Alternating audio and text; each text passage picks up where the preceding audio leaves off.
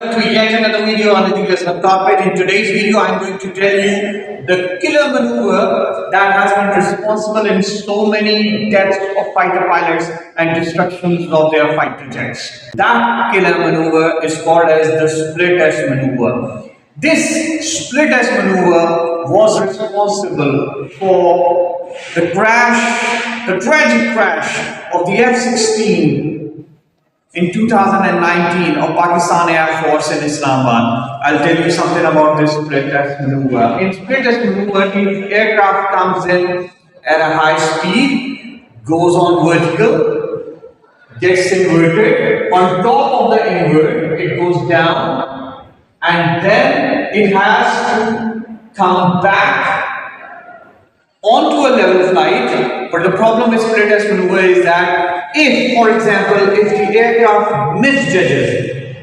the altitude, it can end up crashing on the land without any chance of getting back the aircraft in the air. I'll tell you how it happens. For example, take a look. This aircraft is flying at around 500 to 800 feet above the ground.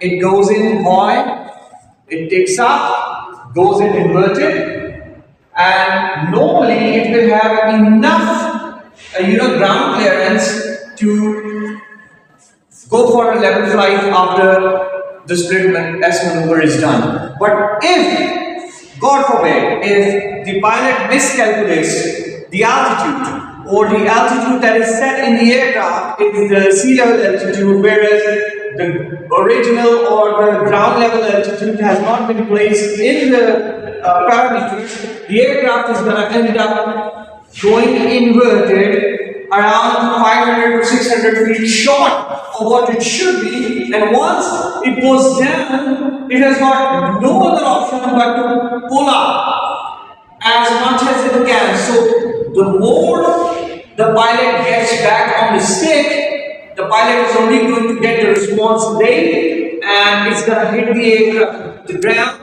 and there is no chance of recovery, no chance of getting out of the plane. So what we saw in the Thunderbird video was the same, that the pilot got into the split S maneuver pretty early and he had no time to recover. The pilot of the Thunderbirds ejected just around less than 1 second before the aircraft hit the ground. Unfortunately for the pilot of Pakistan Air Force, he couldn't do it. He was till the end he was trying to save the fighter jet, and unfortunately it crashed. So I call this maneuver the killer maneuver in any scenario. I call it the killer maneuver in all of the air shows.